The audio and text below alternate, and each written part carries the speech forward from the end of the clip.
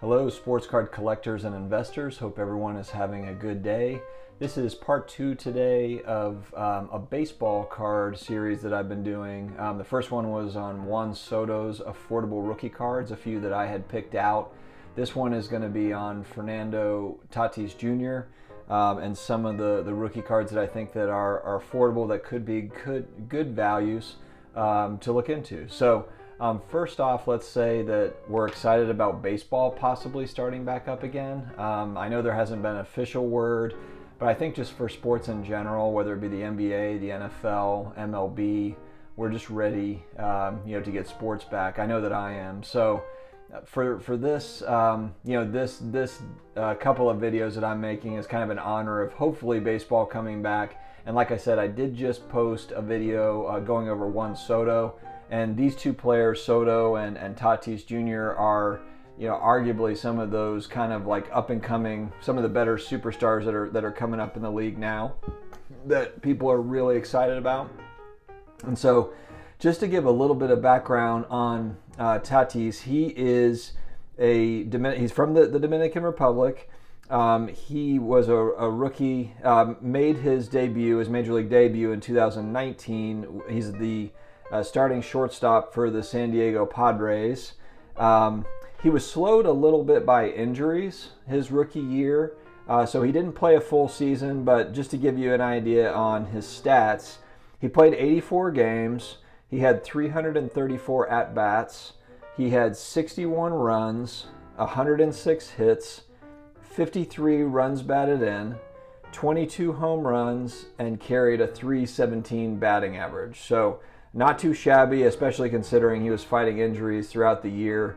And you can imagine once this guy kind of catches his stride, plays some full seasons, he's got some real potential. So, one thing that, I wanted to also just kind of take a poll almost through this video, and I meant to do it as well through the other one I did with Juan Soto, is really want to learn, if you all are focused in on baseball prospects, or guys like this, Tatis and Juan Soto, that are, they're somewhat established. They've got a couple years under their belt, and now you've kind of, seen what they can do.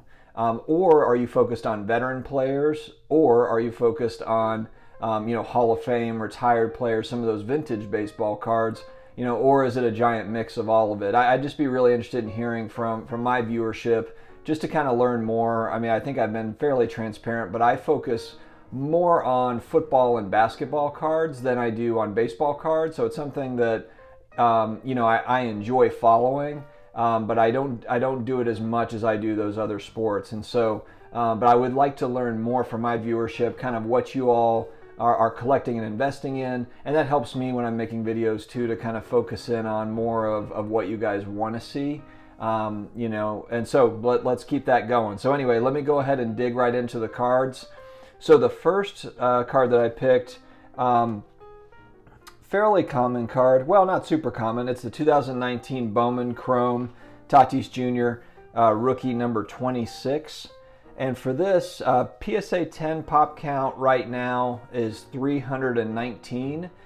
So there's not a boatload of them out there in the wild currently, but they're selling $43, $44 is what I saw for recent eBay sales. So this is a card, I really love the look of Bowman Chrome, and that regardless of whether it's football, baseball, basketball. But this is a sweet looking card, and for that price point at PSA 10, and I know I harp on it, but it costs $8 to $18 to grade a card with PSA in the first place. And then for it to get a 10, there's an added multiplier to that in my mind anyway when I'm looking at these things. And $40, $44, for a player that's really on the rise that could explode over the next few years, just seems like a pretty good value to me. So that's why I picked that Bowman Chrome rookie as the first one.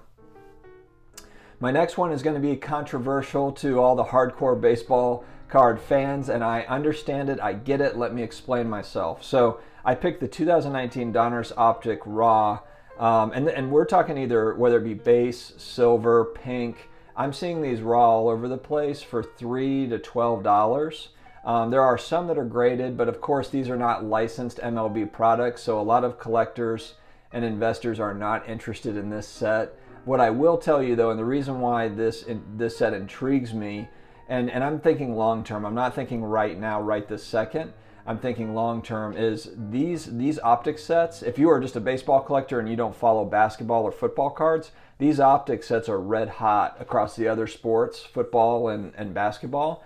And so to some degree, I feel like for those people that are used to those cards and want to transition over to baseball cards, I do think there will be a percentage of those people that will look at those optic hollow, and those, and even though they're not licensed, over time, I still think that there's going to be some popularity with these cards. And basically, with how low they are, I mean, look, this is a hot player in the league, and he's got, these optic pinks and optic hollows for $10, $10. I mean, these are cards, if you're looking at basketball cards, these are far more expensive than that, or football cards for that matter. So I think that it's something that just to keep it in mind and stay open-minded with me, and it's not a huge investment on anyone's end for these cards raw. So again, I understand they're not licensed. I get it. I know I'm going to get a lot of flack probably in the comments, and that's perfectly fine with me. I can handle it. But I had to include it in there because I know it's not sets that people talk about as much, but I think that they are important when we're thinking long-term.